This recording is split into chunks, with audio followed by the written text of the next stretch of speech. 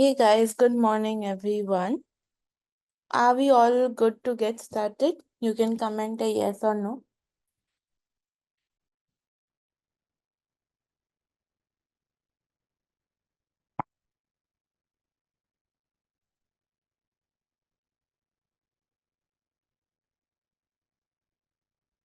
Yes, okay, great. Any questions, any doubts from previous class before we start off?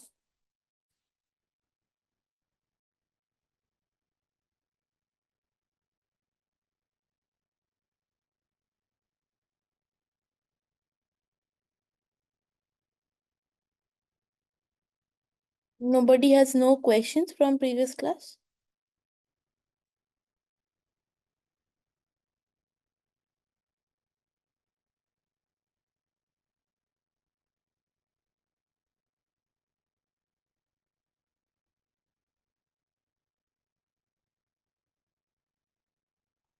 Okay, cool. If there are no questions, we can get started for today's topic. I will just share my screen. Give me a minute.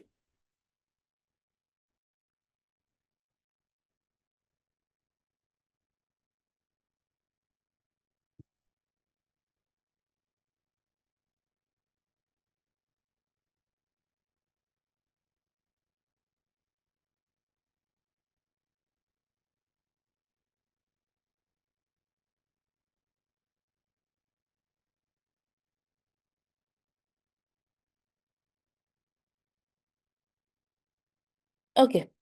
So till now, we worked on understanding DDL commands, DML commands, how to change structures, modifications, how to select something with filters, which we understood through the where clause. So we understood a lot of filters or operators through the where clause. Today we are going to learn about string functions. Okay. So these functions are very important in MySQL, not just the string functions. There are plenty of functions which are going to help you in your task. These are going to help you in different kind of operations. That's why these functions are very important. Okay. So string functions will help you manipulate, it will help you work with text-based data. That's the reason why we are learning about it.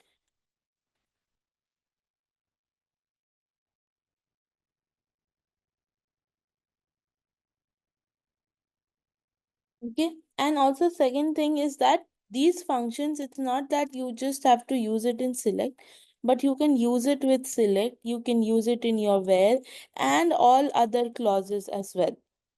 Okay, so till now we have only discovered select, from and where, but even if we discover more clauses in the future, these kind of functions will,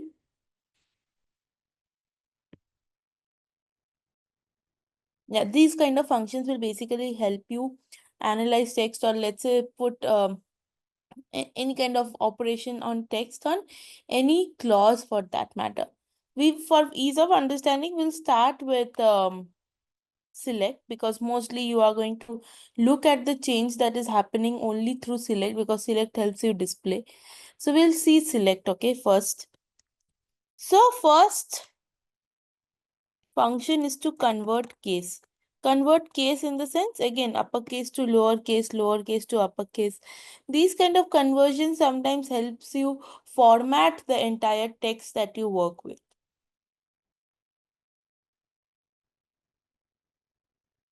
A lot of times the cases are not equal or not well formatted in the data, right? And when you are using it, you might want it to be well formatted. So for that, we have cases in SQL. So I can write something like, let's say I have a string like this.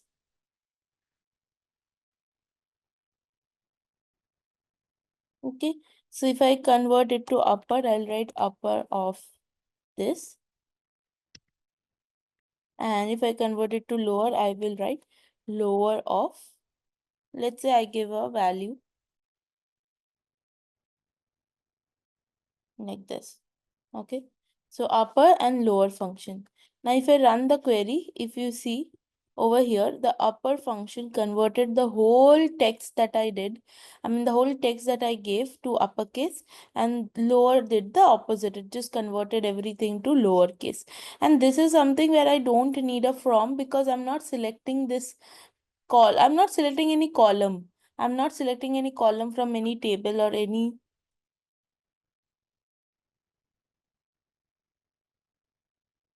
data. I'm not selecting any kind of column, any kind of table data or anything. All I'm doing over here is I'm just selecting a word and applying uppercase on top of it. You can do the same using any column as well. Like I can write select upper of, and let's say I take anything, and let's say I take name, comma, lower of name from fruits. So if you run the query, see, it has converted all the fruits in uppercase and lowercase likewise. Is this clear for everyone? The first function. This is the easiest function, by the way. This is clear for everyone? Sorry that I joined a bit late. So why we need it actually? Sorry, come again. I joined a bit late. I missed the first part. So Mm-hmm. why we need actually upper and lower? To convert the cases, like a lot of times you need it for formatting, firstly, most easiest use case. A Okay. lot of times you need to format and put it in a unified form. Let's say your text is in this form, right? It's not a good formatted, well formatted form, so you might need it. Or sometimes you want to compare it with a unified form. That also in a lot of cases you will use database softwares which are not case insensitive. Like SQL is still case insensitive. You can still compare values without converting case, but there are a lot of database softwares which doesn't allow you to do that, wherein if you write small letter h and capital letter h, they're not equivalent. Okay, so in those cases you can use these functions, and if you equate after using these functions, you will be able to compare values basically. Okay. Right, so everybody clear till here?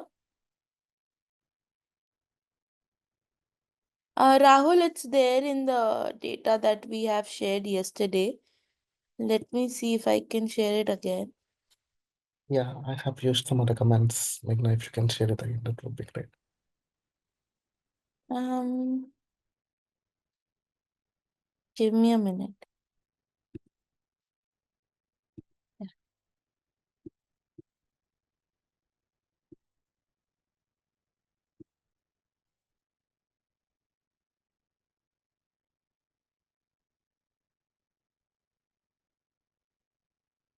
So this is the Google Doc, and if you see over here, there will be the code to create this table.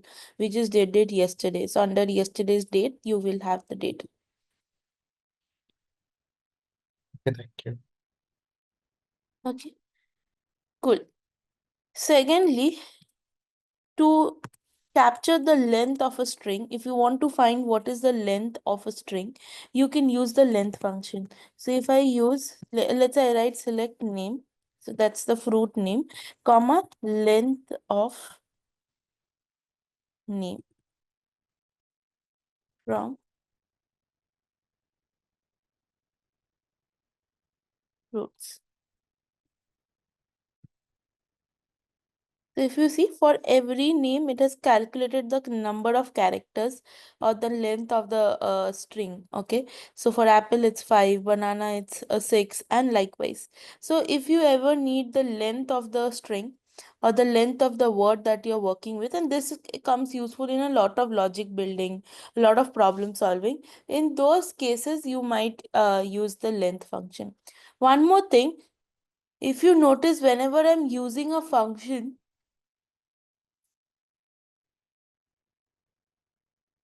whenever I'm using a function, it is showcasing that new function as a new column in the output.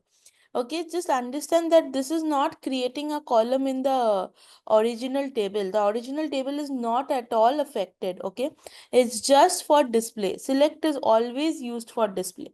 So these functions are always creating new columns in the display, in the output. Okay, just for however you want it to be created or worked or shown, select will do that. But also whenever you use a function, it is giving the column header as the same function that you have written, which sometimes might look no, I mean a little bit untidy, or it's not readable. To make it readable, I can use something called as alias. Okay, so if I write the keyword as, I am giving an alias, like I'm giving a temporary name. Alias is nothing but like a temporary name. So I'm giving a temporary name. Okay, so let's say I'm give the name as Len. Now when I run the query, see, instead of length of name, instead of showing the code over here as the column header, it is actually showing the temporary name that I gave to this particular computation, or this particular column computation, which looks more readable. So you guys can also keep using alias, because this makes your code more readable. And you can also fetch and use this data, or instead of writing the whole length of name, wherever you want to use it, you can use by the name of len, which we will see later that how can we use these columns in subqueries, etc. But yeah, you can use it as alias. Was this clear for everyone?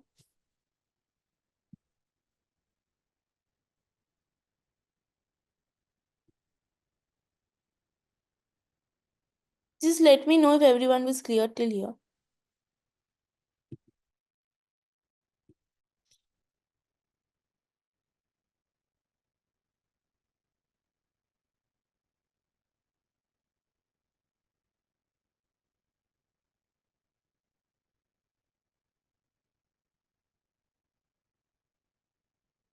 Okay, next string function is to work with string concatenation.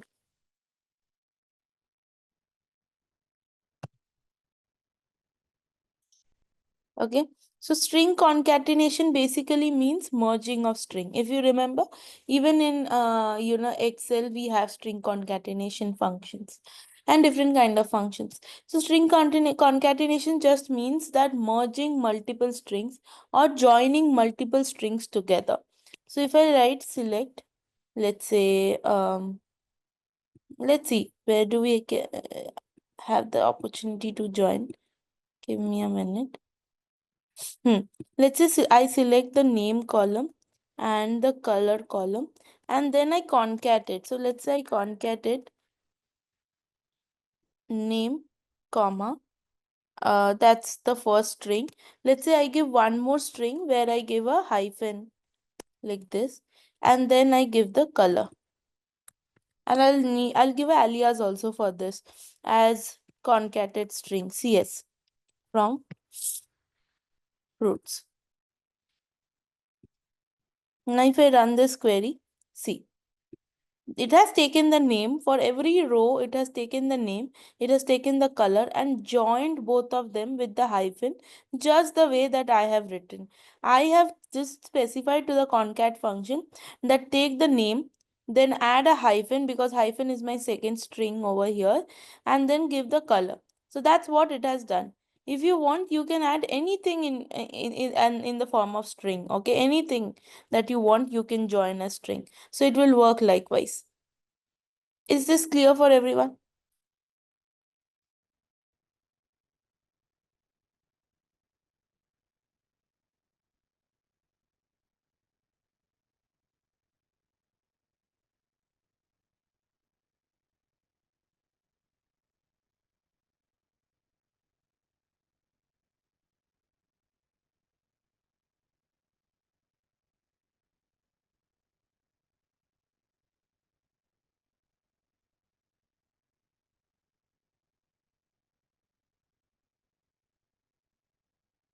Is everybody clear till here?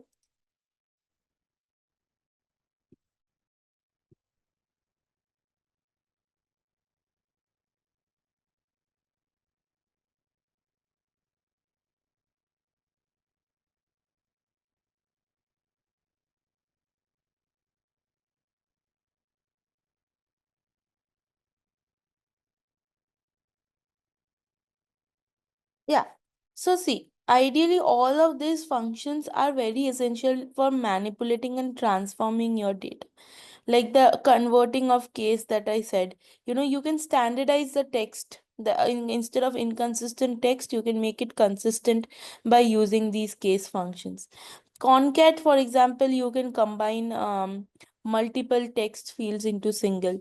So let's say you're creating full names. Let's say in a customer table, you have two columns: customer's first name and customer's last name.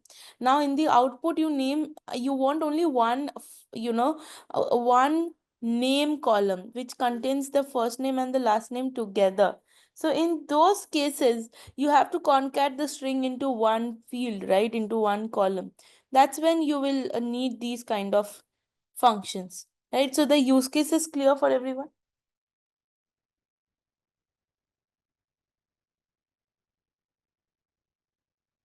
Okay. A upgraded version of this concat function is called concat ws. So concat ws, what it does is this joins string with a separator. Okay. Let's say I have a string. Okay, let's say I have a string like this. I have A and then I have colon, then I have B, then I have colon, then I have C. So this is a whole string, okay? A colon B colon C. This is a whole string. Can you find, if I tell you that find what is the separator in this string, can you tell me what will be the separator in the string?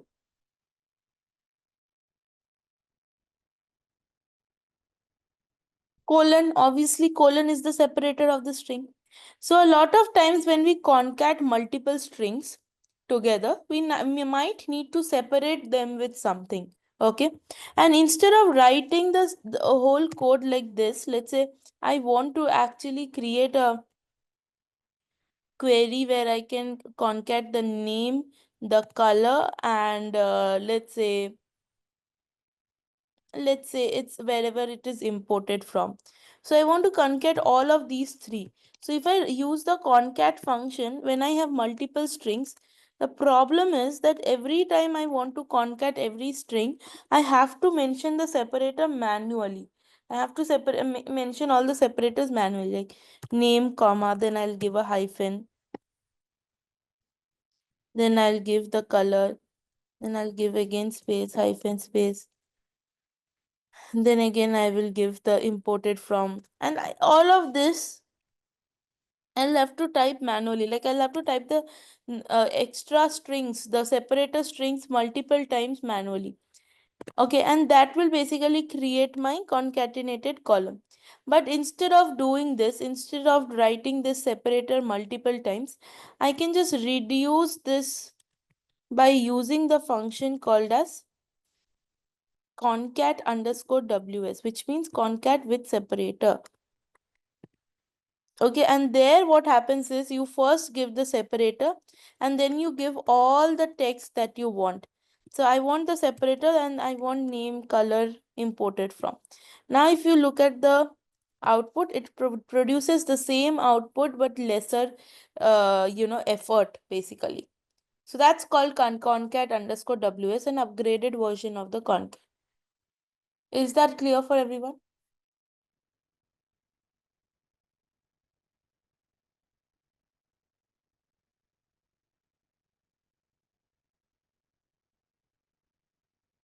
Is it clear, others? Okay, cool.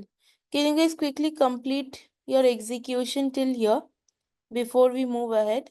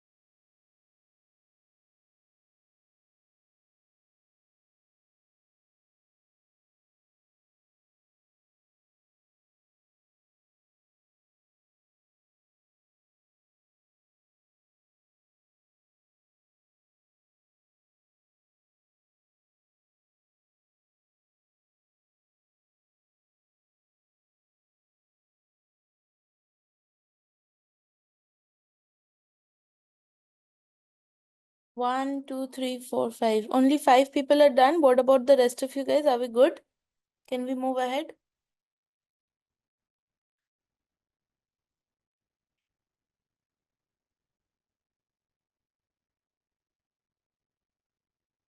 Okay, cool. Next kind of functions are mostly for extraction purpose. And again, this comes up very, very handy because a lot of times you might need to extract a particular part of the string and etc. So next is for that, extraction. Extracting a particular part of the string. For that, we have two functions, okay? Substring and mid. We'll see one by one. The substring function basically extracts a part of the string.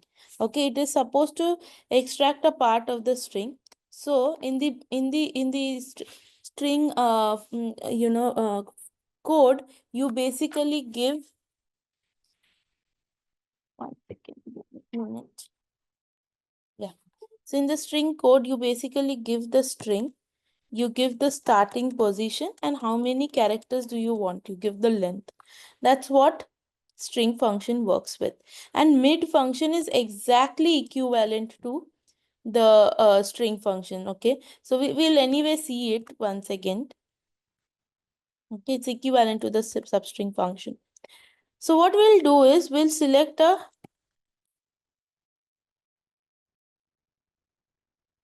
random text. Okay, substring of, let's give a random text or random string called database.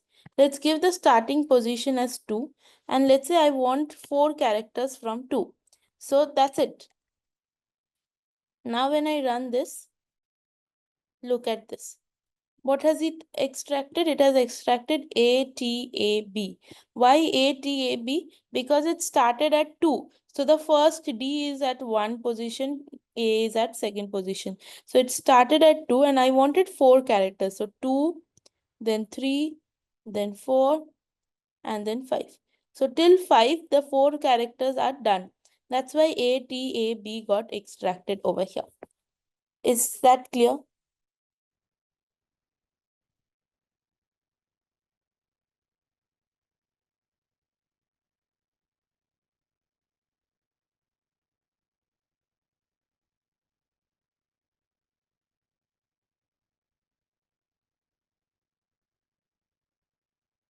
Everybody got this extraction, right? And even your mid function does the same thing. The same thing you can write with the mid function as well.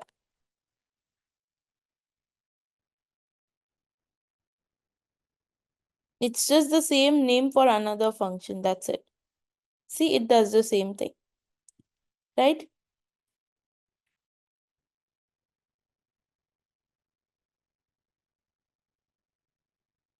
So guys, just let me know everyone if you're clear. Others, can you let me know if you understood this extraction? Because people usually get confused in these topics a lot.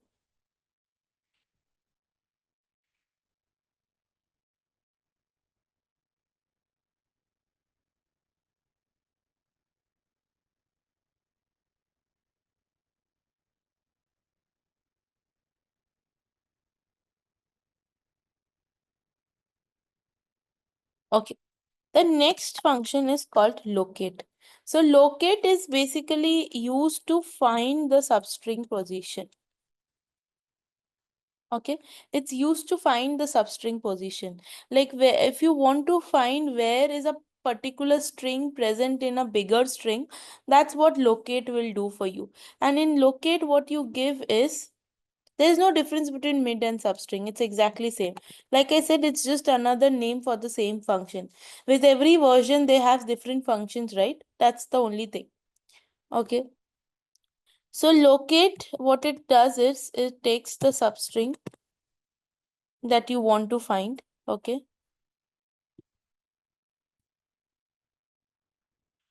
Then it gives the bigger string that you want, and you tell what is the starting position. Okay, that's all locate does. I'll show you a simple and this is optional. The starting position is optional, by the way. Okay. Now what locate will do is it will select, let's say I write select locate, and let's say I want to locate base as a word. I want to locate the word base in a bigger word like database.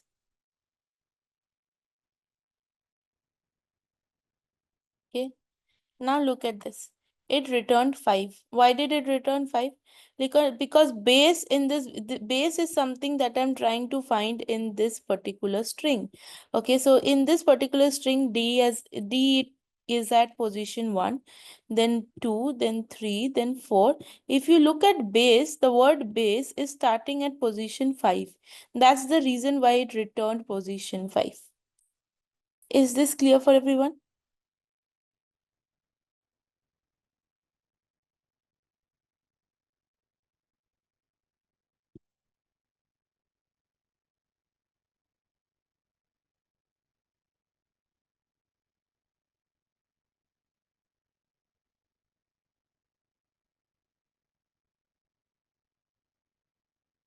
Okay. Similar functions are left and right. If you want to extract, what does it do if we give position? We'll see that. Okay, 1 second. So let's say I want to extract the first or the last n characters. Similar use cases. If I want to extract first or last n characters. In that case, we can use left or right. Like for example, if I write select left of and give a string, okay, give a big string, like for example programming, and let's say I want to extract the first 4 characters, I will use left because left will extract from the left hand side, so I'll get the first 4 characters. You can use the same thing to extract the last 4 characters as well using right. So when you use right and you give 4, you will be able to extract from the right hand side of the string. So it will extract the last 4 characters. Look at this. The first 4 characters is PROG and the last 4 characters is MING. Like this. Is this clear for everyone?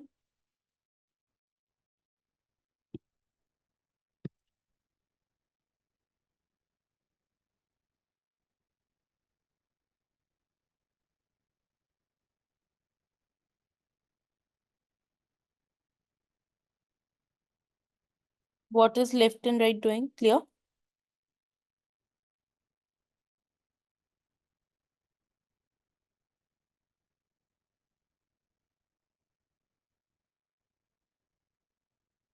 Okay. Now let's say I write a code like this. Select. Okay. Locate. I want to locate apple in a string, in a big string. Okay. Something like this. And I run this. Okay. So I write as L. What will be the answer? Any idea?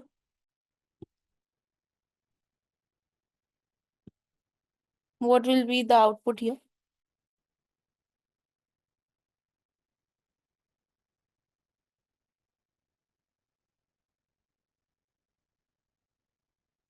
Okay. The output will be 1 because it found the first apple over here itself. So even if it has duplications or even if it finds more, I mean, even if the bigger string has more apples, but still it will find the first one and that's it. It will stop right there. Okay. Now if I give comma,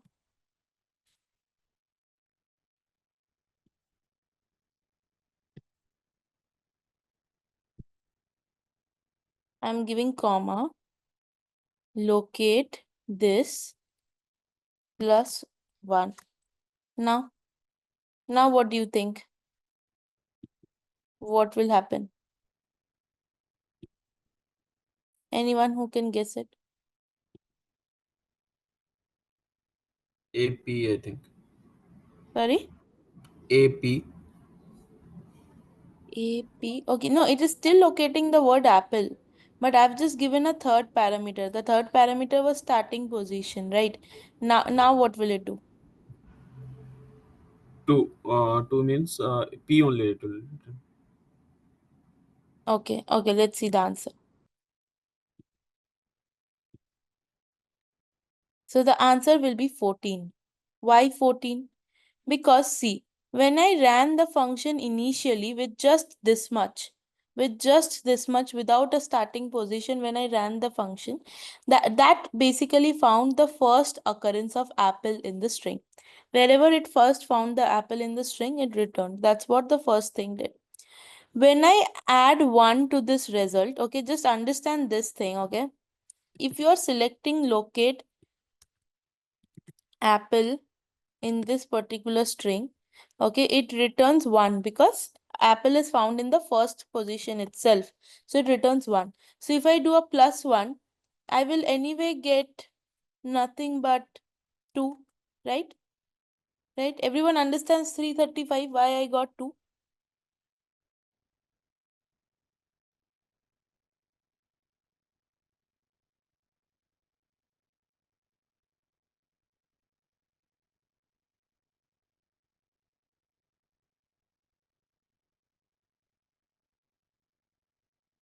Yes, because I located it at position 1, and if I add 1 to 1, it will become obviously 2. Okay. So now this means that my start position becomes 2. This means my start position is equals to 2, because this is the exact code I have written in the third parameter. That means what? I'm trying to write locate. I'm basically trying to write locate apple in this bigger string with start position 2. That's what I'm trying to write with this code. Yes or no?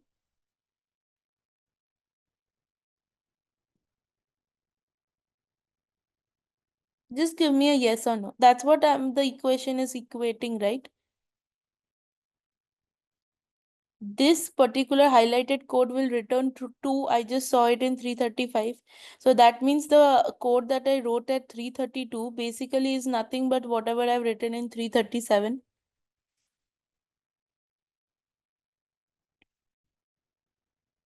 Yes? Okay. So when you write something like this, why it is returning 14 is because it is trying to look for apple in this bigger string, but you have given the start position as at 2. So that means this particular function will look for apple, but it will search from the position that I have specified.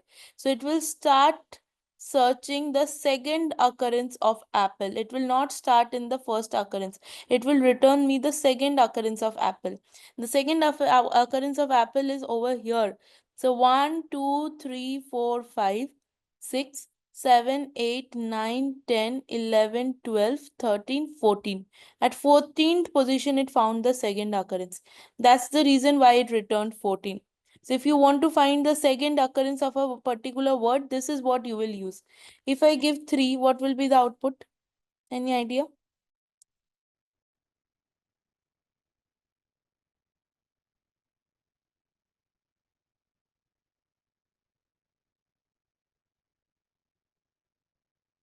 Why 1? 1 will never be the output, right? In this case.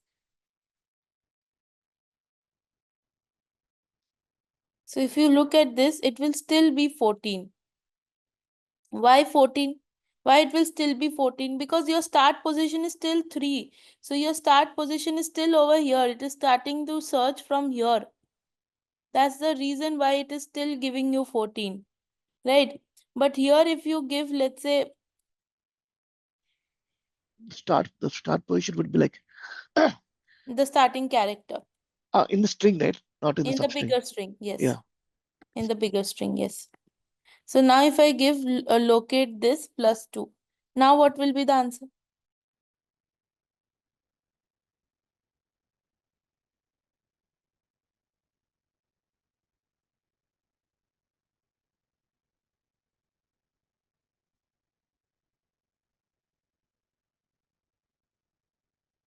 Why 15? The answer will still be 14, right? If you're understanding. +2 will basically return, right now what will +2 return? If I just do +2 to this, what will it return? It will return 3. Right, it will return 3. So that means my starting position is 3. So it will start to look for the string in the from the third position, 1, 2, 3. So it will start looking from here. And then it will find where is apple. Apple got found over here, which is at position 14. That's why the answer is 14. Is that clear?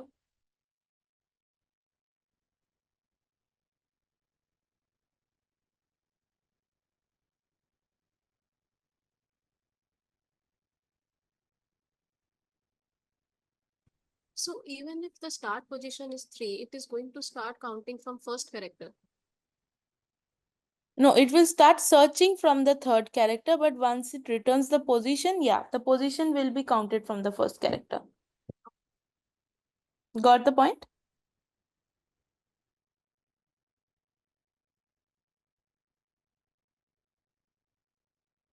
Is it clear? See, it's very simple, okay? I'll remove this. Here, if I give 2, the answer will be 14. Okay. Why 14? Because see, if it's very simple, it is looking for this particular small string or substring. It's called substring because it's a part of the bigger string. So it's looking for this substring in this bigger string. And you're saying that the start position is 2. So it's starting to look from the position 2. What is there in the position 2? P. So it is starting to look from this. The start of the search will be from this. And then from this, it will start and see where is apple found. The apple got found over here. Apple, when it found apple substring over here, in this case, what happens is the count of this apple in this bigger string is 14. That's what is happening. Is that clear?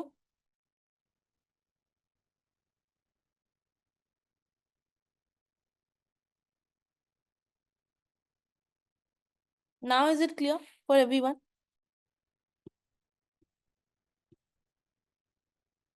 So just to make things, just to make sure you understood or not. Now if I give this, wait, one second.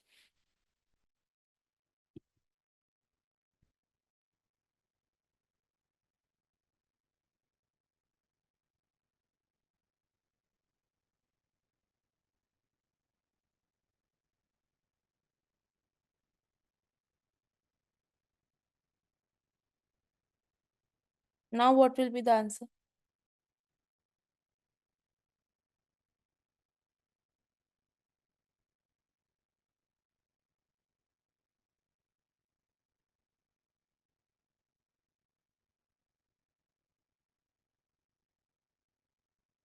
$14. What about others? What will be the answer now?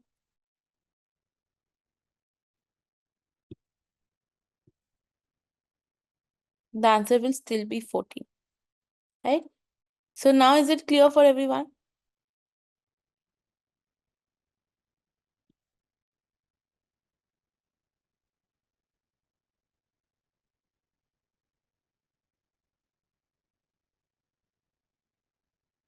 What about others? Everybody clear till here?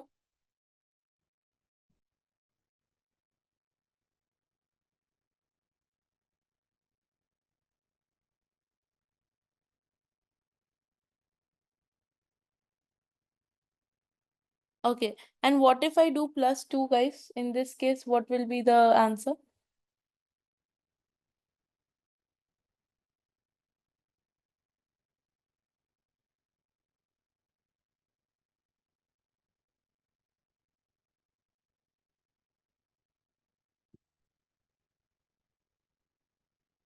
Same. Right? Cool. All right. So we are clear with locate, right? The next function that we will see is replace. So replace is basically used to replace a part of the string.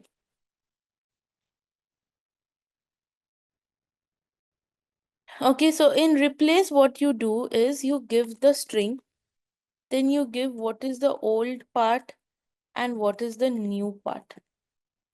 Part of the string is called substring, okay? So for example, if I give select, replace, And let's say my whole string looks like this. SQL is fun. And then I want to replace fun with art. So what will happen? Instead of fun, it will now give SQL is art, like this. That's what replace does. Is it clear? Is it clear till here, everyone?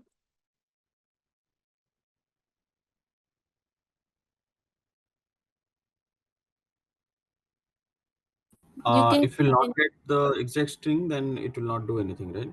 Let's say sorry. if you'll not get the exact string, then it will not make any changes, correct?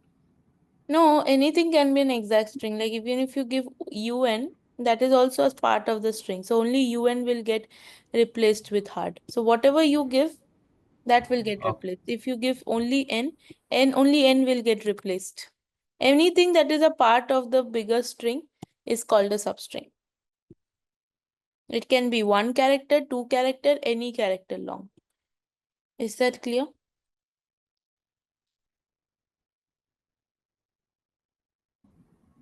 Yes. Others, everybody clear till here?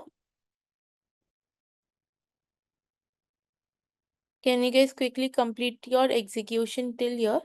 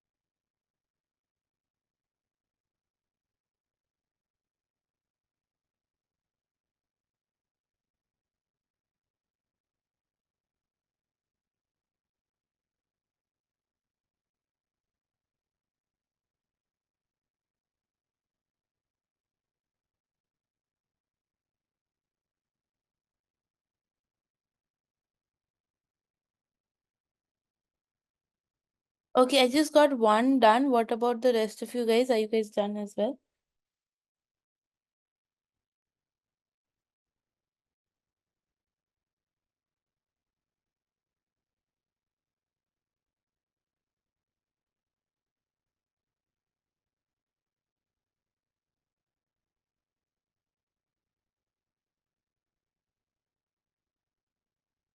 Okay.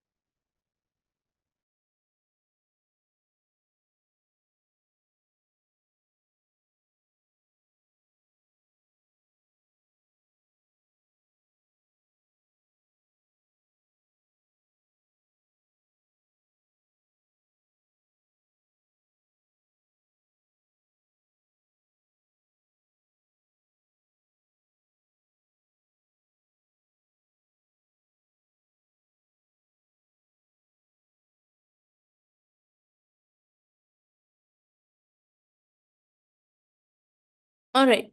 Let's move to the next set of functions. The next set of functions are used for cleaning strings.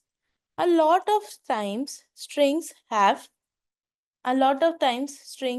unwanted trailing and leading spaces, which means that strings which have unwanted extra spaces, that it can come from extractions of different kind of extractions that happen on strings or etc, right?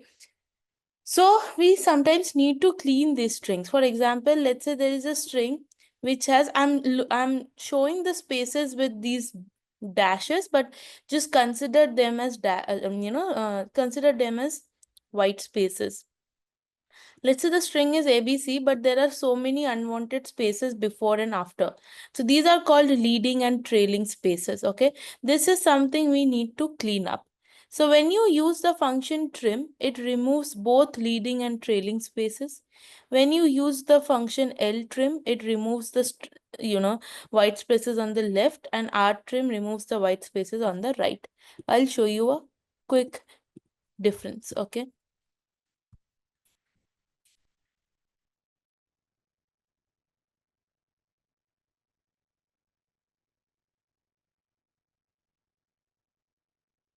Let's say the string looks something like this. There's a lot of space, then there is hello and world, and then again there is a lot of unwanted space. Okay. Now what I'll do is I'll apply trim to this function. I'll apply left trim to this function. R trim also to this function. So you will see the difference that it creates. So this was the original string that we had. So it just printed the original string. Then when I trimmed, see, the left spaces and the right spaces both are gone. Though the right spaces are not visible, but both are gone. If you look at left trim, the left spaces are gone, but the right spaces are still there. It's just that it doesn't show over here, but it's still there. Okay. And if you see the right trim, the left spaces are still there, but the right side spaces are gone. That's what the trim function does. When you calculate the length of each of these strings, you will understand the difference that it creates.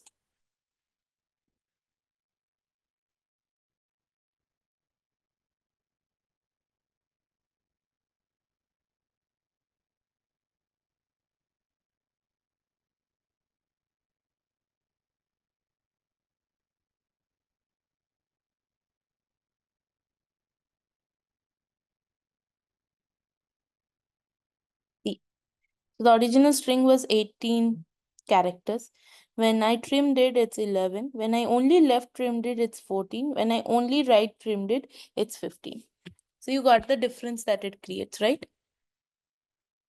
Is this clear?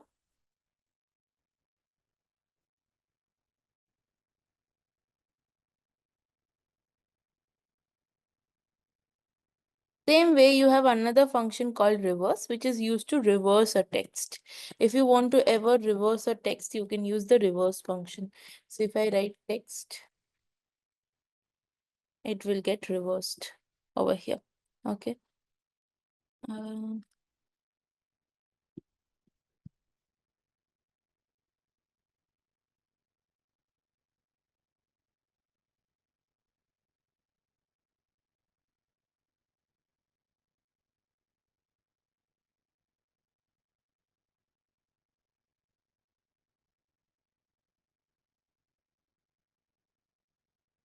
my bad.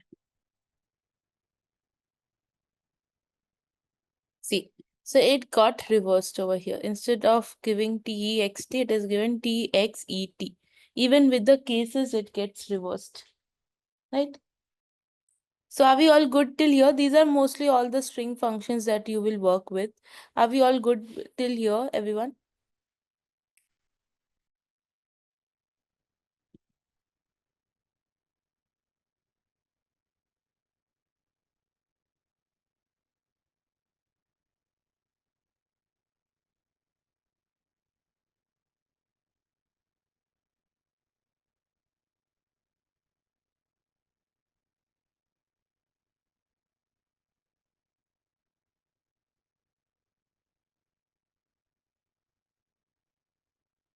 Okay, you guys can quickly complete execution till here. Meanwhile, I'll just give you few practice questions on this topic.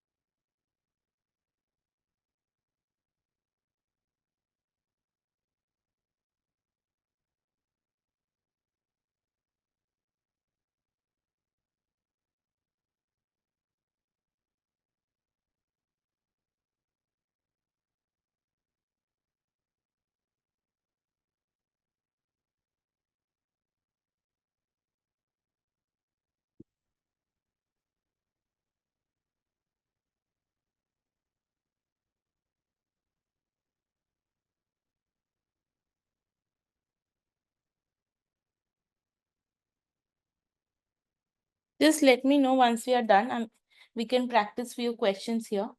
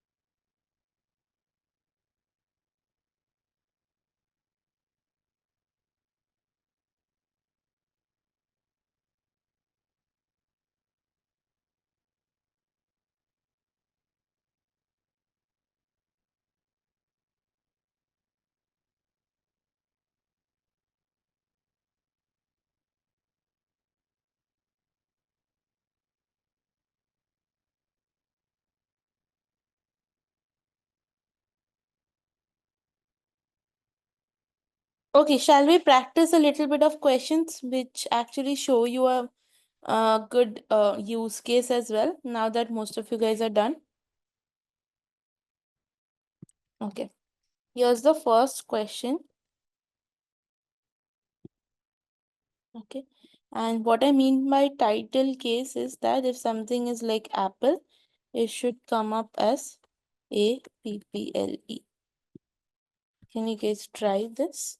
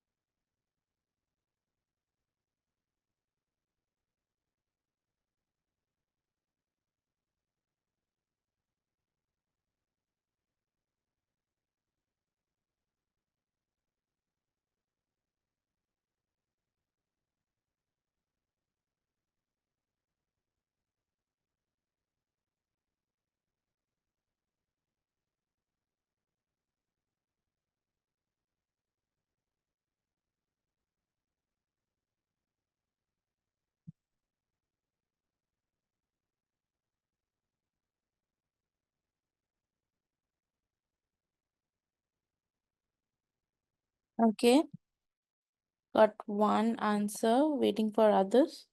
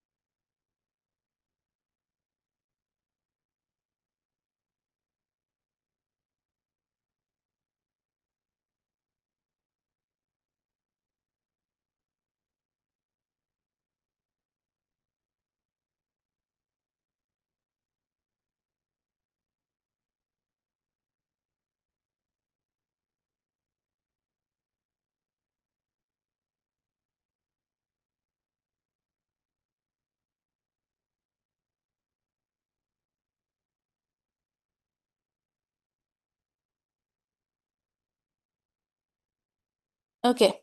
Shall we look at the answer? So see, I'll break this question part by part.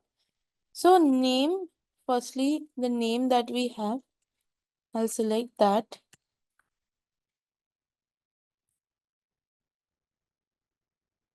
Okay. Now, I want title case where the first letter will be in capital and the rest of the ones will be in lowercase. So if I just want the first letter in capital, I can just start extracting the first character, which is upper of left of name comma 1. So when I give upper of left of name comma 1, that means I'm extracting the first character and I'm converting it to uppercase. So I can see uppercase A, B, O has come up. Now if I want the lowercase of rest of the string, I can firstly extract the rest of the string with substring. My string is name and I want rest of the string. So if I give name comma 2, I'll get the rest of the string, which is p, p, l, e, and etc.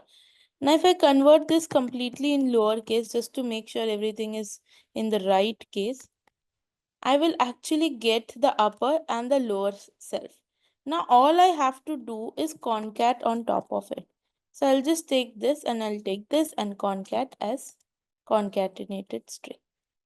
And now if you see, everything is converted to its lowercase.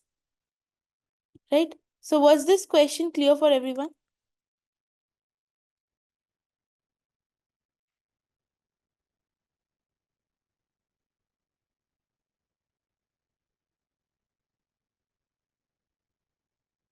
Okay, let's try a easy question now.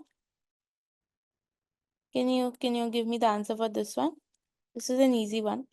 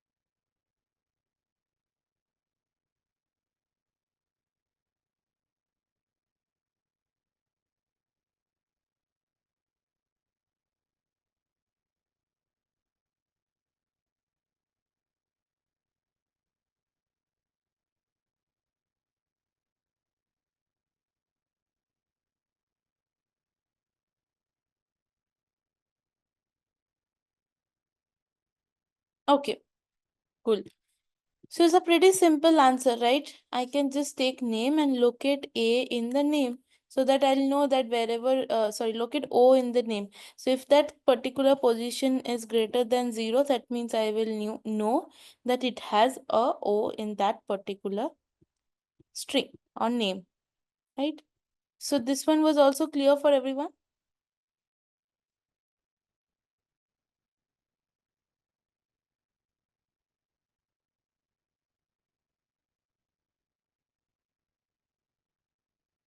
Just let me know with So, a yes or no. Meghna, it will search for only, small letters O or also the caps one. No, this will be case sensitive, so only small case O. Mostly this will be case sensitive, but again with MySQL is lot of case insensitive as well. Yeah. So it depends on the version and etc. But ideally it should search for small case O. And what if we want to search for the all the condition like small O and caps one? You Then we can need just to convert write. it to lowercase, right? Something like this. Yeah. So it will solve your problem. So whatever it is, it will bring it to a unified case and it will again do the same search. Got it? Okay. Okay. Next up, we'll move towards a very important set of functions called date functions. Okay, date functions, date and time both actually are very, very important. Okay, these kind of help you again with manipulation, extraction, and formatting of date values. Okay, so a lot of times, and mostly all the data that you will use in the future also will definitely have date. Every data mostly has something related to date, right? Like you will, if you work with sales tables, if you work with inventory tables, or if you want work with any event data, right? Wherever any event is captured, there definitely will be there definitely will be date that will be present in such cases. So you will have to work with dates a lot of times, like formatting them, writing the right format, or extracting a part of it, or maybe calculating or doing any mathematical operation on those dates and etc. So it will require a lot of work on the date and time values. That's the reason why these functions are very important. Okay, so, for starters, we'll understand one thing, that MySQL has a very strict format, not just MySQL. In general, SQL has a very strict format for date, and especially MySQL. Okay, it has a very strict format for date, and that format for date is year, year in 4 letters exactly. Like if it is 2024, it will write it as 2024, not just 24. Okay, year hyphen month hyphen p. This will always be the only acceptable format for date. So if you want to store your data as date data type, like our expiry date is in date data type, this will be the only format that will be accepted. Okay.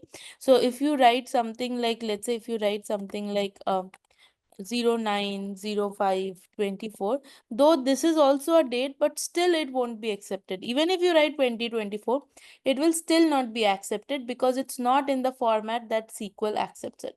It has to be the year first, then the month, and then the date in this exact format.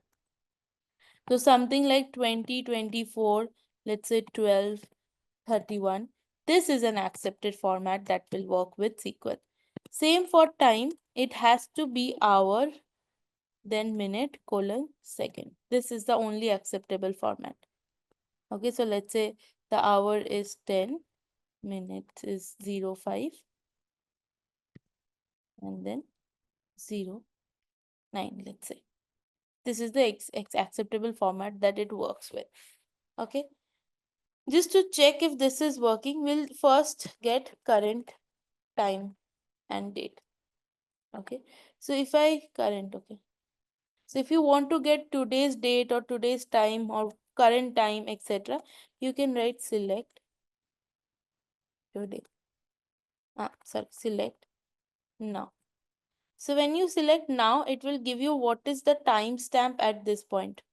See, you got it.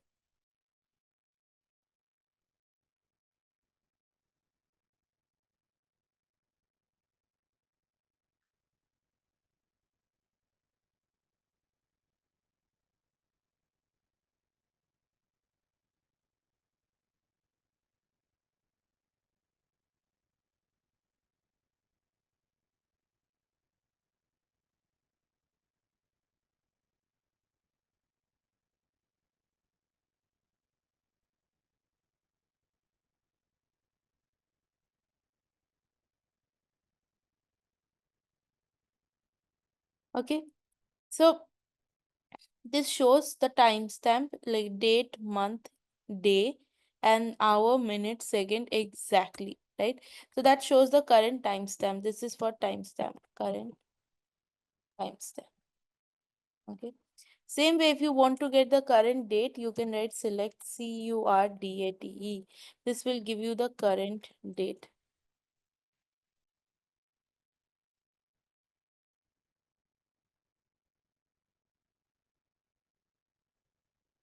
So it is giving you only the date, right? So these things are clear for everyone.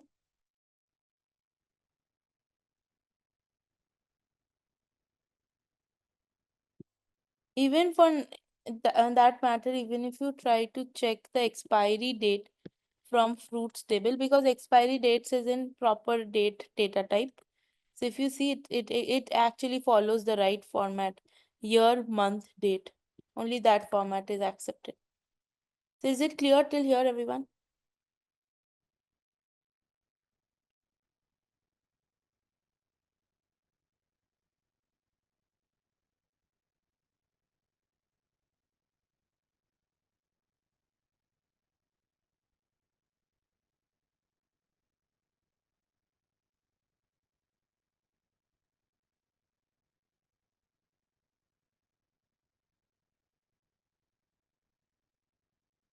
Okay, great.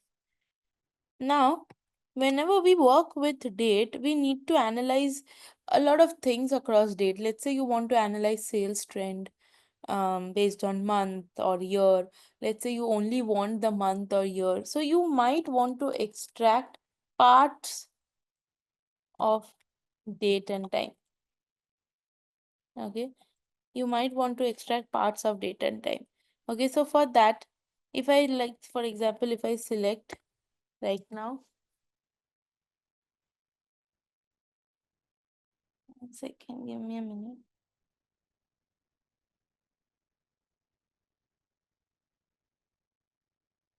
Okay, if I right now select name, comma, expiry date from fruits table.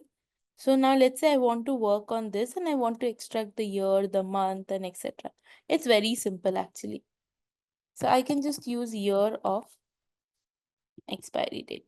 That will give me the year. Same way, if you want month, use month of expiry date. It will give you the month. Okay. Same way, if you want day, just use day of expiry date. This will give you the initial the days or the month or the year and etc. So if you notice it, see, it has extracted year, month, day respectively, right? But let's say you want the name also. Instead of numeric numbers, you want the name of the month, so you will use month name. If you use month name of expiry date, you will get the name of the month. Let's say you want, same way you want the weekday, so you will use day name of expiry date. Now if you notice the output, see, it gives you the name of the month as well, and it gives you the day, like which day of the week was it, all of it together. Was this clear for everyone? Even with timestamp, you can do the same. Like you can extract hour of, let's say now. it will tell you what is the time, what is the hour right now. So the hour right now is 11. Likewise. Are you guys clear till here, everyone?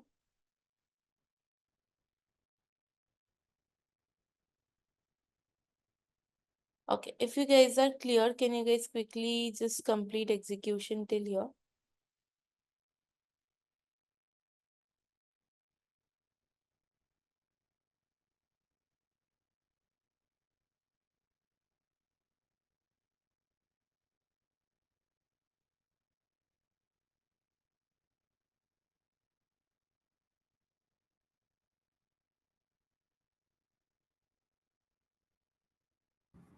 Meghna, this R, it will give on 24 format or AMPM?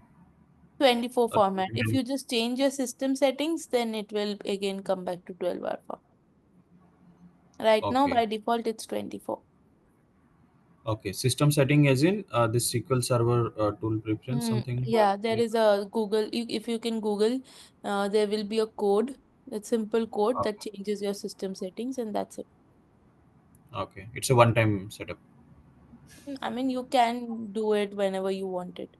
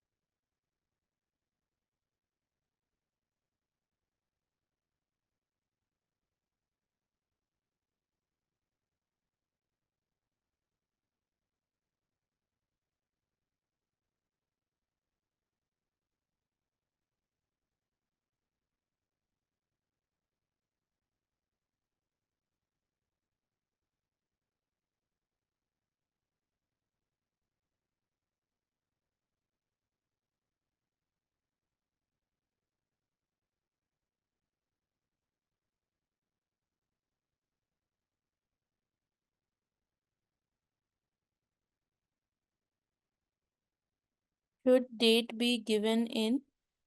Yes, single quotes, yes.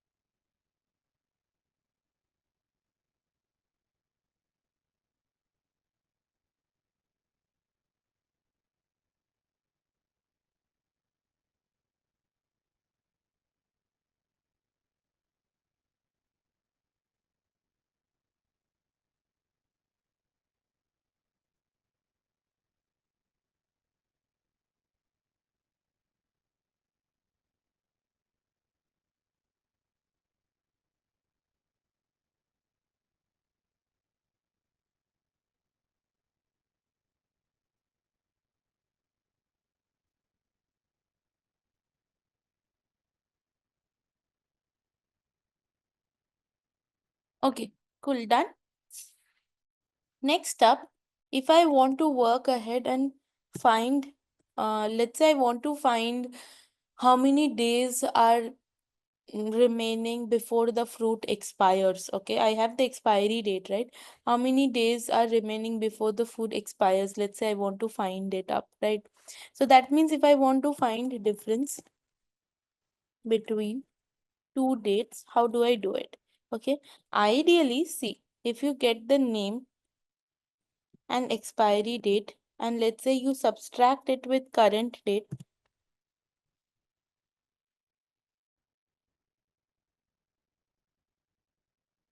if you do this, what happens is it, okay, my bad, I forgot creating the from fruits part. And if you do this, it shows you the number of days, but sometimes this may not work depending on the format of your date and depending on the database that we work with.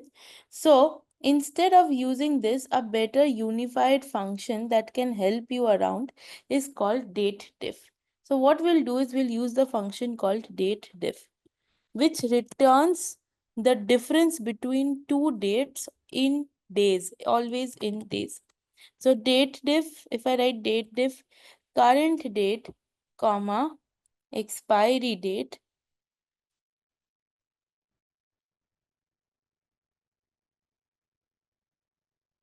this will give me the difference in days. See, for every fruit, it tells me the expiry date. If it's minus, that means my expiry date is 290 days away. If it's plus, that means it has already been 177 days that it has expired. If you do the opposite, you will get the opposite signs basically. It's nothing but bigger number minus the smaller number. That's it.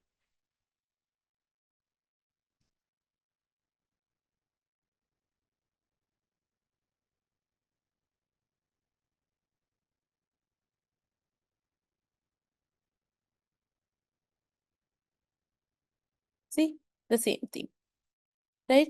So is it clear till here, everyone?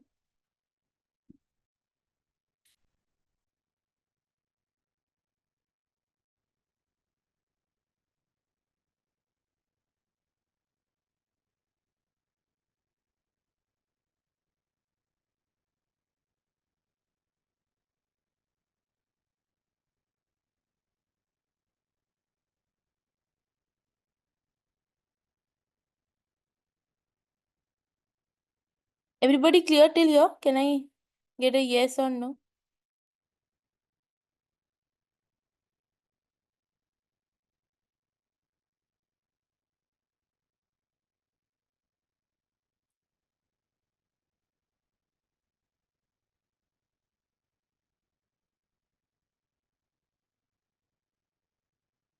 Give me a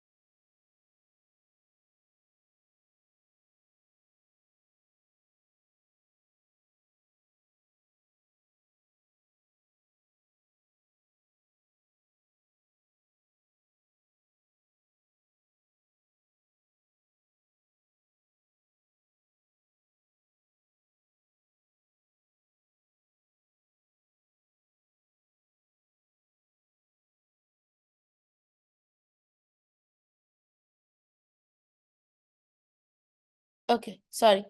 Had to receive something. Anyway.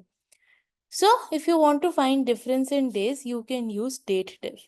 Now, next up, you might have instances where you need to add or subtract, you know, from dates. For example, let's say I want to find what will be the day 10 days from now or 10 months from now, etc. Right? So if you want a future date or if you want a previous date, you need to add or subtract date along with it, right? So for that, what we have is a function called date add and date sub. So name comma expiry date, and let's say I want what is the date 10 days after the expiry date. So I'll write date add expiry date comma.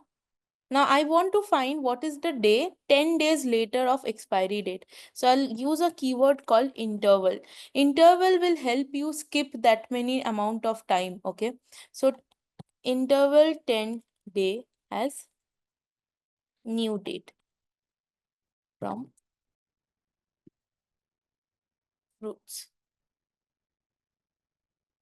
So what will happen is we will get, see, this was the expiry date. Now you will get a new date. What is the new expiry date, which is 10 days later, the previous date. And not just day, you can use anything. If you want, you can use month as well. It will give you what is the day, what is the date 10 months later. If you want, you can use year. It will give you what is the year 10 years later, and etc. Is this clear for everyone? And even for week, like if you want, you can get what will be the day 10 weeks later, and etc. Same way, if you want to subtract similar time frame from a particular day, you can use expiry date and date sub. Basically, you can use the date sub function. Same thing, use the keyword interval and give whatever you want. Let's say you want what was the day 20 days earlier, 20 days earlier. So this is previous date. So it will subtract 20 days from the expiry date likewise. And you can use anything, day, month, week, year, anything. Is this clear for everyone?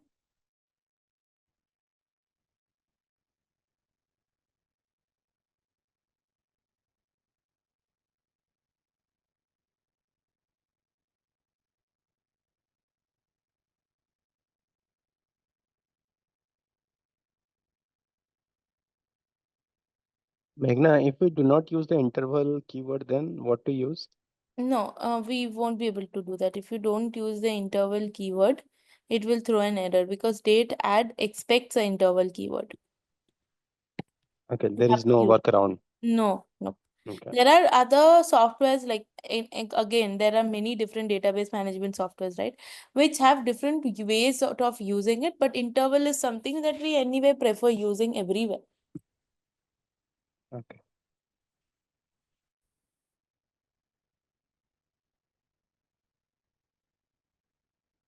Everybody clear till here?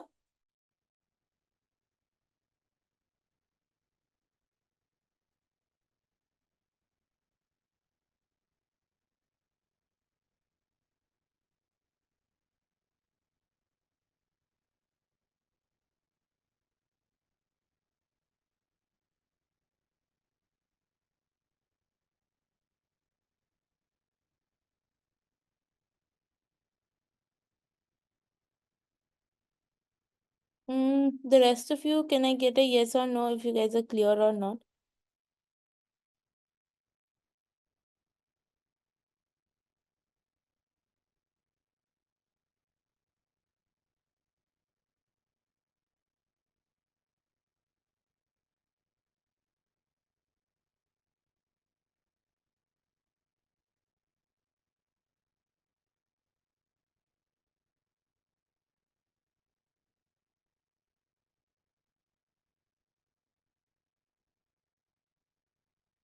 Okay, cool. Similarly, if you let's say want to find the last day of a month, very useful in a lot of use cases, right? You want to find the last day of a month so that maybe you can do some kind of operations or calculations on top of it. So in those scenarios, what will you use, right? In those scenarios, you can use a function called last day.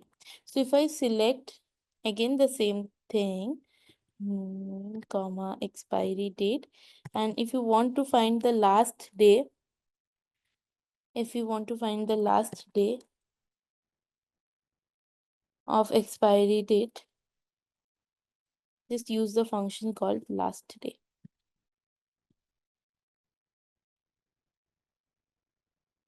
Let's see if last day still exists in MySQL. Not completely sure.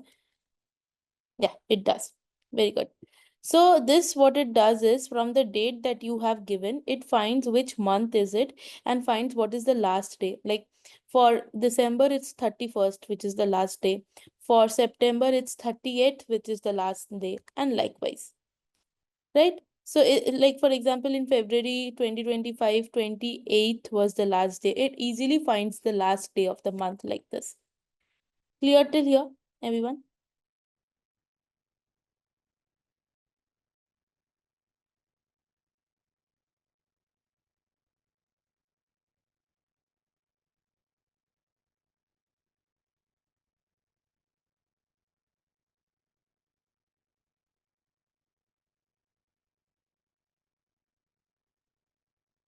If you want which day it falls, like if you want which day of the week you want, if you like, sorry, my bad.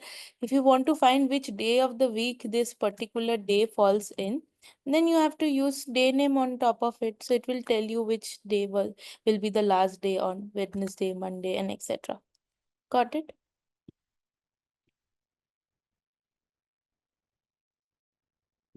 So guys, everybody clear till here? Again, can I get a quick round of responses? Yes or no?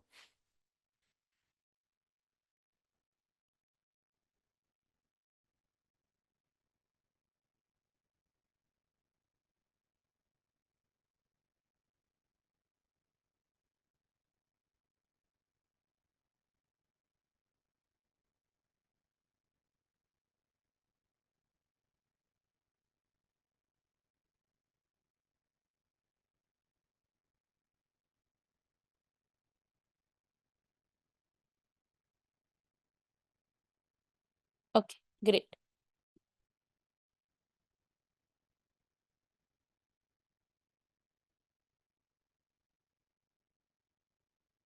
Okay, next up is again very important set of functions with date. The function is called as date format. So why we need it is firstly, what it does is firstly it converts date to specified format. Like whatever format you want your date to be displayed as or used as, it will format it in that particular way, right? So purpose is very simple. It converts a date or a date time into whatever customized format you want. So you might need it for reports or for display and etc. So you need to format it, and what you want, what you give to this function is the date and the format that you want. That's it. Okay, but to give the format, right, for the format you have specifiers which will help you specify MySQL that what kind of format do you want. Like I'll give you a list of specifiers for starters. Okay, so what I'll give is firstly is %y. So if you give %y, it means it will give you the whole year in 4 digits, 2024. Okay. If you give %y, it will only give you the 2 digits of the year, like 24. Same way, if you give %m, you get the whole month, like for example, January. Same way, if you give %m, you get the abbreviated number of, you get the number for that particular month, which is 01. Okay. Next, let's say you want the day. So you will use %d. %d is for day. Okay. So this will give you the date, like 15th is the date. Okay. Now, if you want the weekday name, so you will give %w, capital W. This will give you what day was it, like for example, Monday. Okay. Same way, there are a lot of specifiers. For example, for timestamp also you have hour, capital H, which will give you a 24-hour format. If you want to have 12-hour format, you can use small h. This will give you a 12-hour format, and etc. For minutes, you can use %I. Second is simple, %s and etc. I'll show you an example. Okay. So let's say I have a date, select date format. And let's say I have a date like this, 2025 08 23. 2024. Let's take 2024 08. So this is basically 23rd of August 2024. To this date, if you want, you can specify. Let's say I want to display it in a more readable format. So I want the month name, the day, and the year. So whatever you give, it will print that. So let's say I want the month name, the entire month name. So I'll give capital M. Okay, then I'll give a space. Let's say then I want the day, so I'll give %d. Then I want a comma and I want the year, so I'll give %y. Okay, now this will be your formatted date. See, August 23, 2024. If you want 2024 to be displayed, you will give capital Y. It will display the entire year 2024 like this. So you got the point of using date format? Is it clear?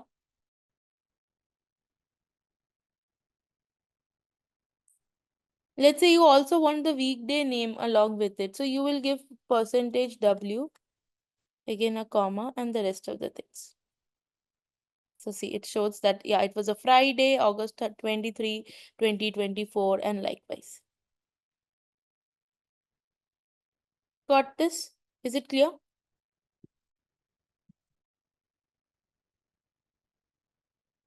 What about others, guys? Is it clear? See, now if I use %B, it is just giving me the abbreviated name of the month, right? So if you use %B, you will get the abbreviated month name.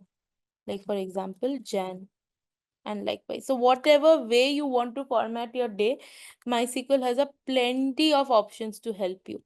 Like even if you if you let's say want to format a date time. So like this is a date time value. If you want to format, you can format it in your way. Let's say you want colons, you can give colons. And see, it gives you the whole formatted day. Right now it is in 12-hour format. If you wanted 24-hour format, you can use percentage H like this. Right? So is it clear till here?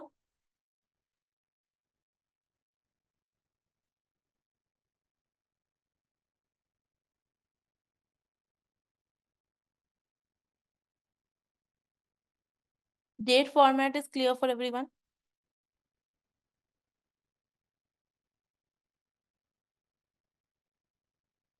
Yes. Excuse me, the time we are using this timestamps we are using, and we are using the OR format. So still this PM or AM is going to come along with this, because No, we I have have used given percentage P. That's why the PM or AM is coming. okay. Otherwise, it is No. just going to come in 24 hours. Yes. Yes, right.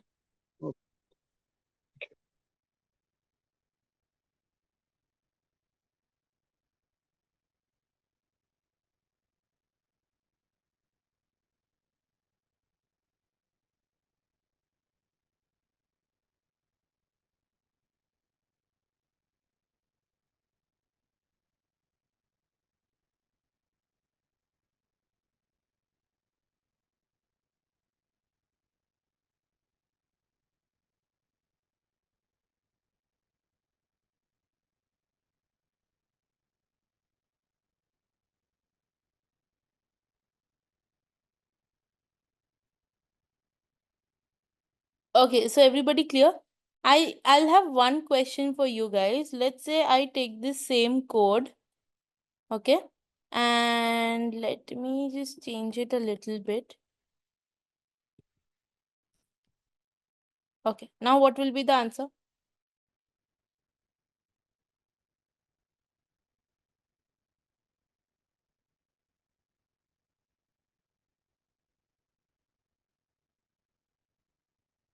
What about others? What will be the answer now? Yes, it will throw an error. Why? I mean, it will not throw an error, it will give null. It won't be able to parse this date. Why? Because this date is not in SQL's acceptable date format. That's the reason why it will throw an error over here. Got this? Is it clear?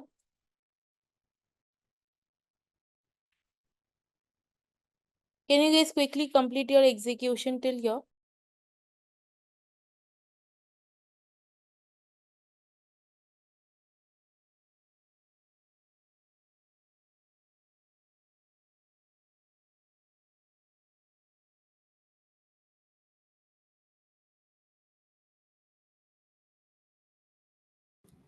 Meghna, is there any way to auto format the value here, or every time it has to be done manually? Hello, Meghna, you there?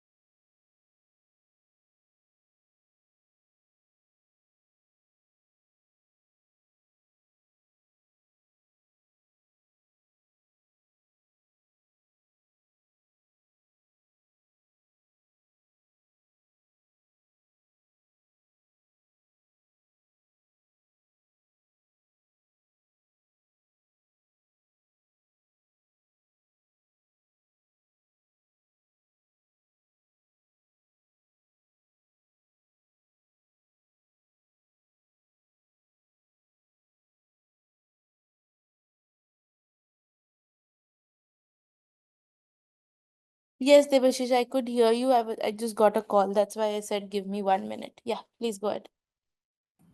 Is there any way to auto format the value, or Auto every time format you in have the to be sense? auto format in the sense whatever if you'll type, it will put it into that required format. I mean, YY. Yeah. MMDD. We'll explore that function next.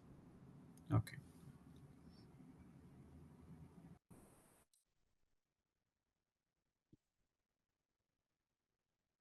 It's a very big requirement that we have some function which can put the date in the correct acceptable format for SQL.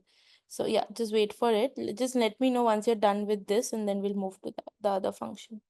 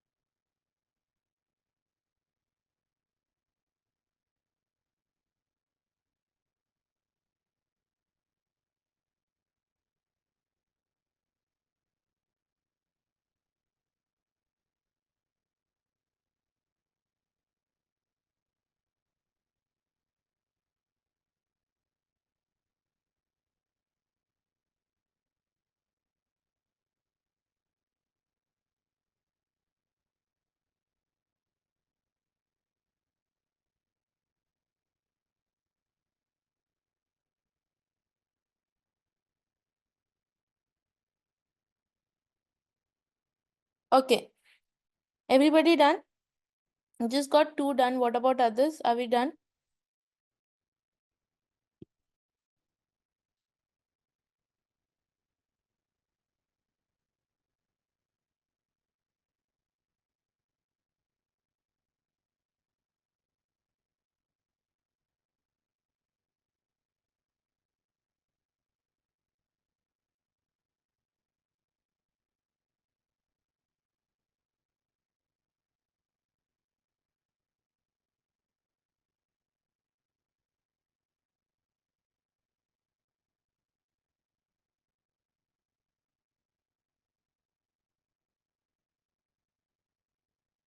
Okay, cool.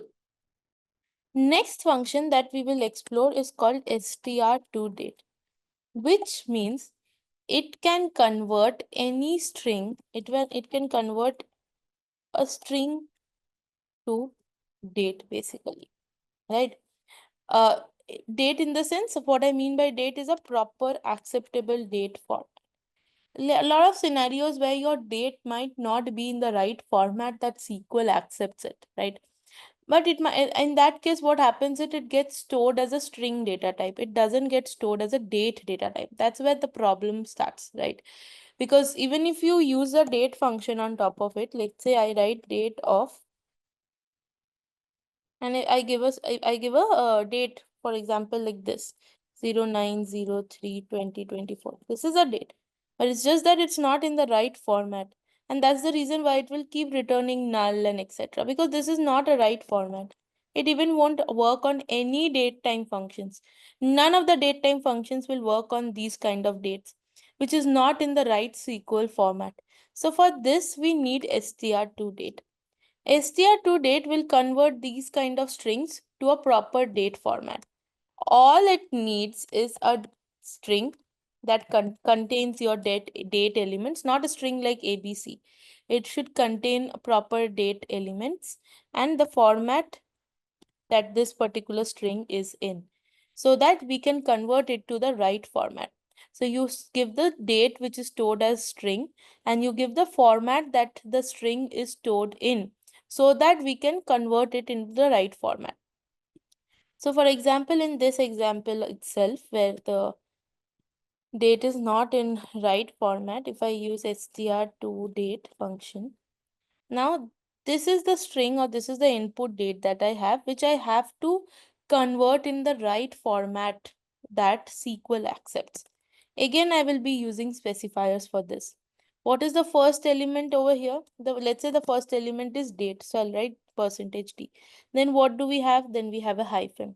Then what do we have? Then we have the month. So M. Okay. And then what do we have? Then we have the year, which is in 4 letters. So %y. If you give the right format over here, see, your date will get converted into the right specified format for SQL, just the way it should, right? And now on top of this, if you want to use any date function, it will work just fine like this. Is this clear for everyone? So all you have to do is give the input string which contains your date elements. And second thing that you have to give is what format this string is in. So depending on your string data, this particular format that you give will help you convert these kind of dates and etc. Like for example, in this case, I have given a date timestamp where I have the month, then I have a slash.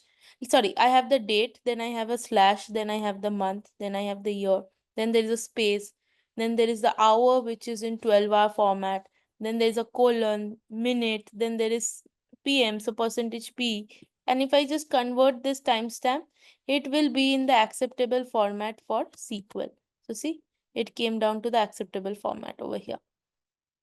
Is that clear for everyone? So Meghna, why year is coming first? You have given DMY. Because this is the acceptable format for SQL, right? That's why we are converting this in the first place. The only acceptable format for SQL is that the year comes in 4 letters or 4 digits. Then there is a hyphen. Then there is the month, which comes in 2 digits. Then again there is a hyphen. Then again the D, which means date comes. So that's why 2024 it's hyphen 07 hyphen 15. Then there should be a space. Then there will be the hours in 24 format. Then there will be a colon. Then there will be the minute. And then there will be the second. This is the acceptable format for SQL. Only this format it can understand that okay, this is a date that you're trying to work with, or it will even store it or as a data type only if this format is there. It will be able to utilize date functions only if this format is there. That's why we have to convert it, and that's why it is coming this way. Got it?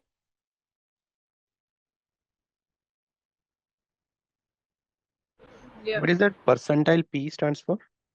AM or PM. But in the output, it doesn't show any AM or Yeah, PM. because in SQL's format there is no AM PM, right? Okay. SQL's specified format is what we are getting. This is the standard format. This is the acceptable format. In Uh, this format, you can have any string, and after that, you convert it into the specified standard format. so, Meghna, the format which you give in that query is the format of the date we are giving in the string, right? Yes, the string that you give, you specify to SQL that this string is in this format, so that Okay. it understands which element is where and it can convert it into the right SQL format. Okay. If we Now, is it clear? if we did not give any, like for an example, that percentile P or percentile I, if we did not provide that, so does SQL It won't be understand that? able to extract the right format. It won't be Mm. able to convert it correctly. Like if you don't give the %P, that AM or PM that is there in your string won't be converted, right? So in that case, the PM or AM won't be taken. So this is ideally a 12-hour format, right? This is ideally 12-hour format, but since your AM PM couldn't get extracted because of your specifier, it shows as 2:30 in the night, but this is 2:30 in the afternoon. That's the difference that it creates. Got it? Mm-hmm. Everybody clear till here?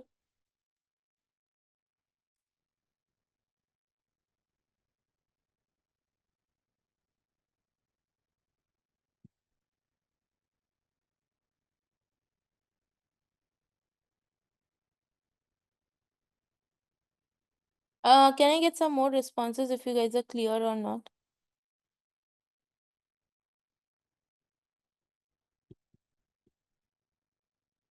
Just to give you a some better example, see here I've taken multiple different formats of date. Something like this, something which has slashes, something which has verbal text. Everything will get formatted to their right format like this. That's the point of using str to date. It's a very important function. Okay, so can you guys quickly complete your execution till here?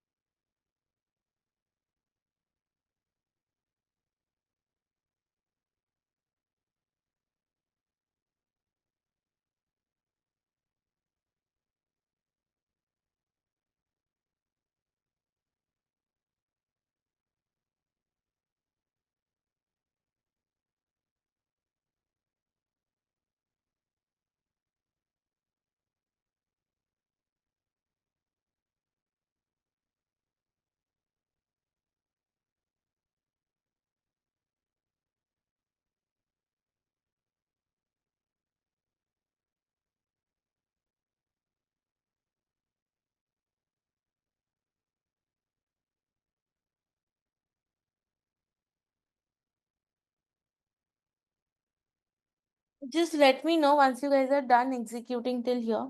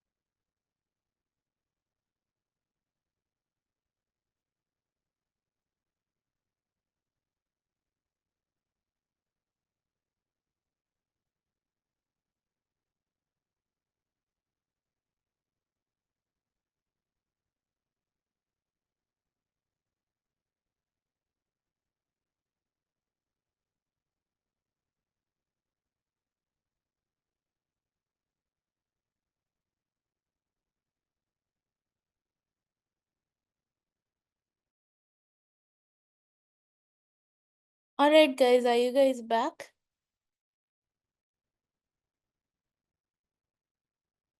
Yes. So let's do some practice on the topics that we just learned. And then we can end the class after that. Okay? Okay, let me give you some set of questions. Give me 1 minute just to paste them.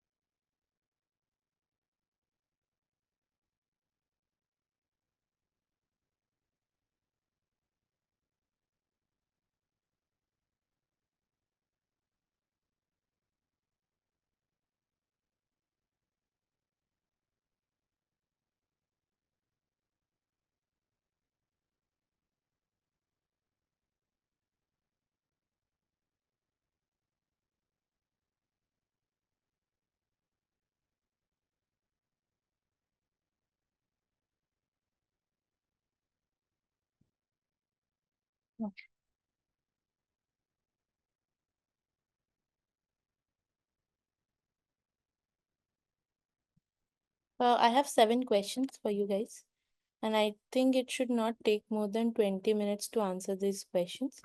So, yeah, can you guys give me the answers one by one? Just give the question number and the corresponding answer to each question. Okay.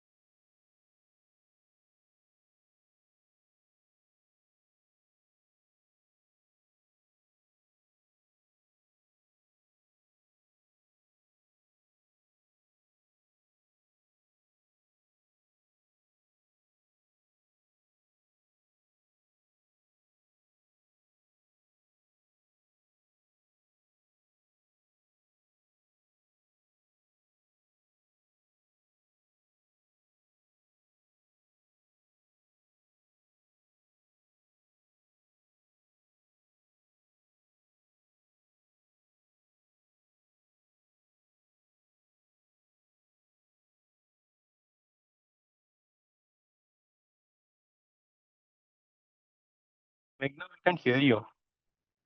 Uh, I know, I'm just adding the added date column to the fruits table so that you guys can complete these questions. You can carry on with the logic. I'm just adding the one more column to the fruits table.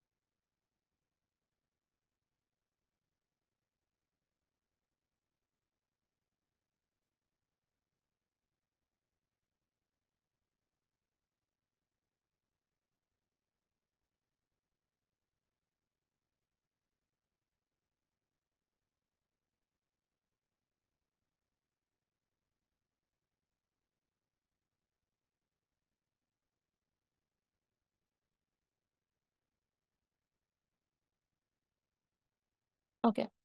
I think I've added the added date column that will help you answer a lot of questions. I've given the code also in the chat box. You can just run that code. Your added date will get added in the entire table, and then you can devise the rest of the code on top of it. Okay.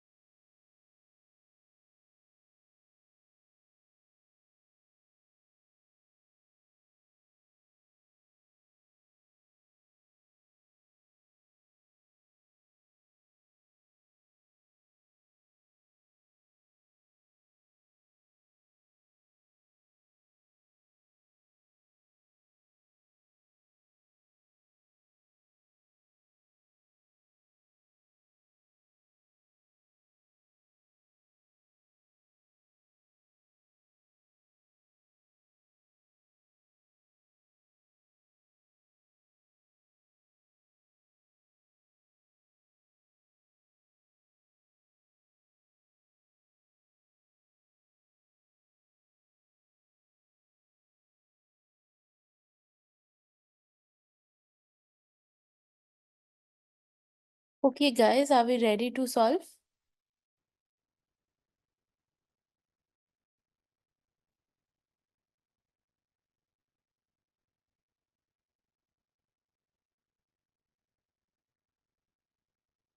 You guys can put in a yes or no so that I understand. 2 more minutes. Okay.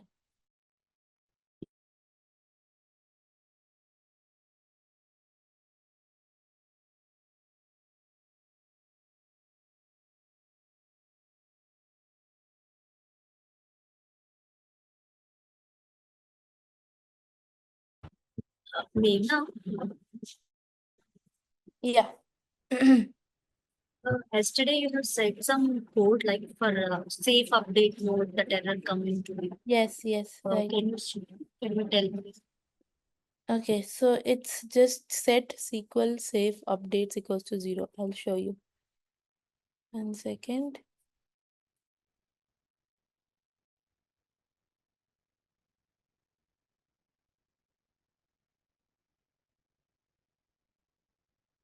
Yeah, this one.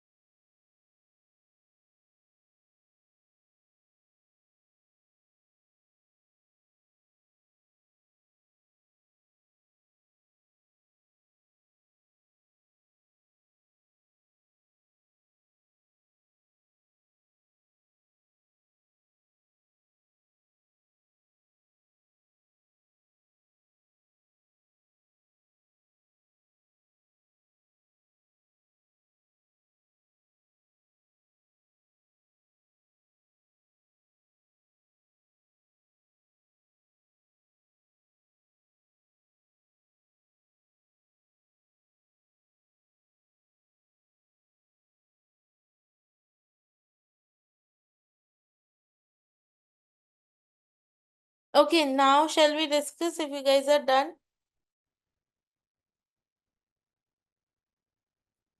You can comment a yes or no so that I know you guys are ready.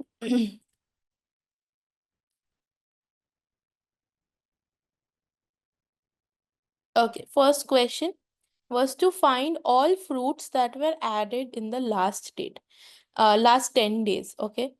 So I deliberately added a new column called added date so that I know which day this particular fruit was added. Okay. So I want to check which fruits were added in the last 10 days. So what I'll do, I'll select the name of the fruit from the fruits column, the fruits table, where, so I want that this is like 10 days before, the date should be 10 days before the current date, right? So I'll take added date that we have. So I just need that this date should be greater than equal to current date that we have minus interval 10 days. So when you give minus interval 10 days, that means you're subtracting 10 days from the current day. You can use date sub as well. Similarly, you can use date sub as well. And you can find that which is the day that occurred in the last 10 days. So that is something on you. You can use both of them. And see, obviously there are no fruits that are added in the last 10 days, but the right answer will be this, because current date will give you today's date, and if you minus interval 10 day, it finds the day that was 10 days ago, and then your query will basically fetch the date, all the fruits where added date is greater than equal to the date that was 10 days ago basically. Is this question clear for everyone?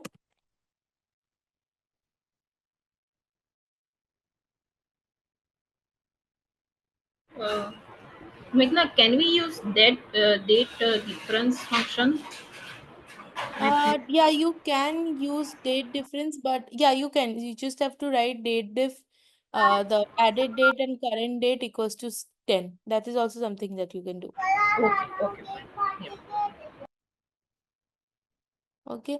Second question is to find fruits that will expire in the next 7 days. So I need to find that the expiry date should be within the next 7 days. So I'll have to find today's date and the date which is 7 days ahead. So let's do that. Same thing, select name from fruits where expiry date, I can use the between operator, right? So I can write between current date and current date plus interval 7 day. This will solve my problem.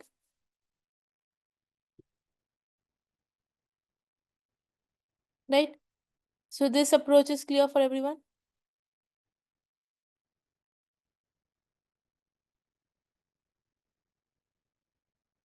Just give me a yes or no, guys. You can keep answering yes, no, so that I understand.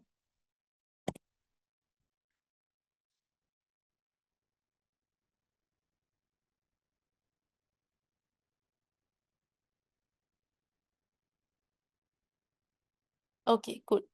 Next question is to display the date in a format like the day of the week, then month, then day, and then year, which is, I think, something which we have already done when I was depicting the example to you. So I can just use date format. For week, percentage W. For month, I mean, I can give a comma. Month is percentage M, then percentage D, and percentage Y. So exactly the date that they have specified, I've exactly printed the expiry date in the same format over here. So I hope this one is also clear. Can I get a yes or no?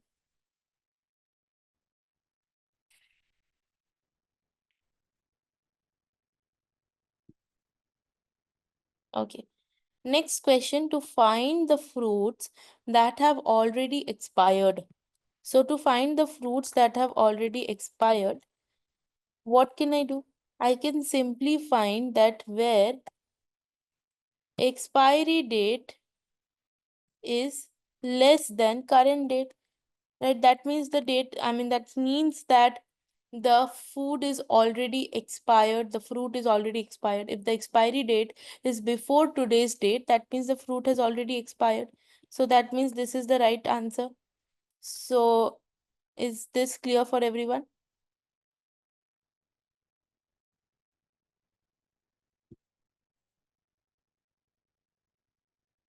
So these are the fruits that are already expired.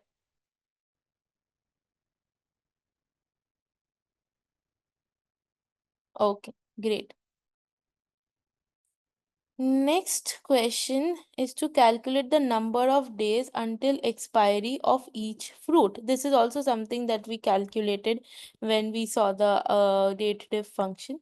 So just expiry date and current date's difference will be the expiry number of days left for expiry basically. Right? So this is also clear, I hope, the fifth question. Because date diff will calculate the number of days left before expiry. So expiry date and current date. This one is clear, guys?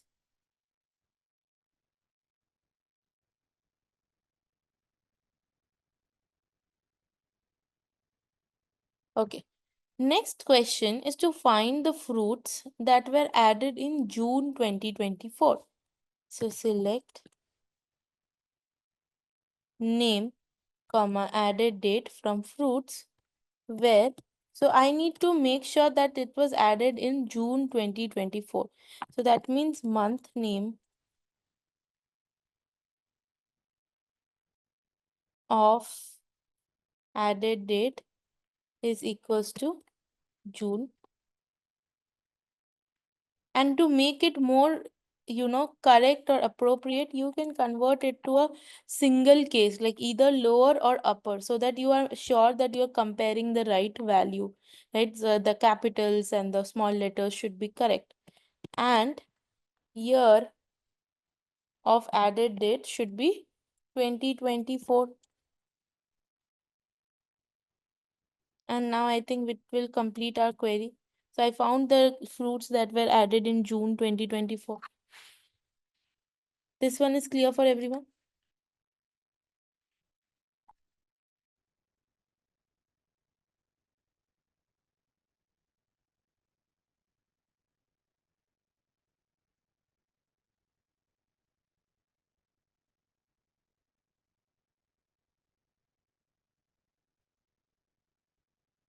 What about others? Everybody clear till here? The last question, I think the last question is to find fruits that were added in July 2024 and is seasonal as well. So that means these are the fruits where is seasonal equals to true or equals to 1, and the month of adding is also 7 and the year is 2024. Let's find those fruits. So it's only watermelon and blueberry, which are seasonal fruits and are added in a specific month, which is July, and year specific 2024. So are we all clear with all the topics that we learned today?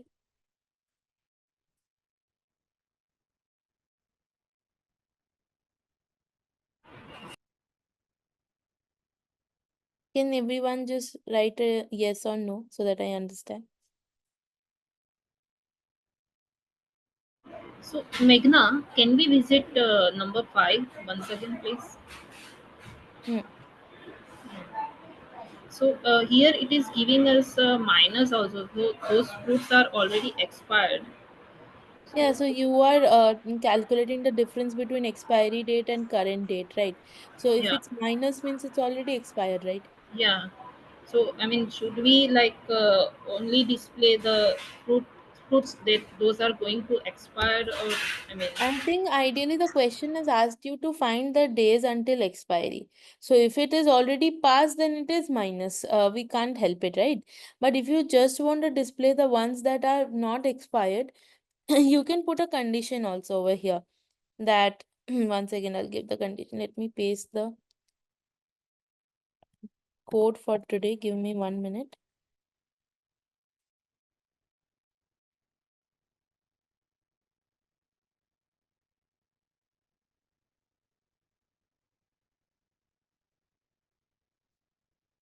Okay, so here you can just, if you want to only display the ones that are not expired yet, so you can write that is greater than 0.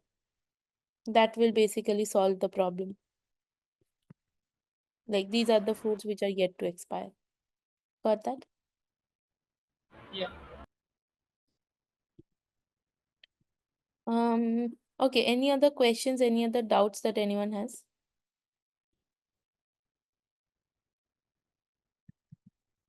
Yeah, I've sent the notes in the chat box. This SQL doc which has all the notes.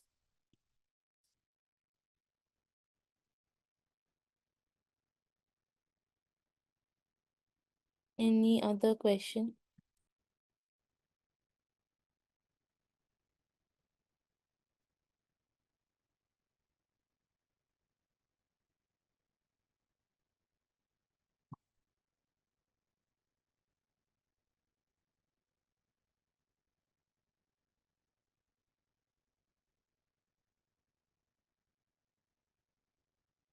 Okay, if no other questions, then okay, we can end for today.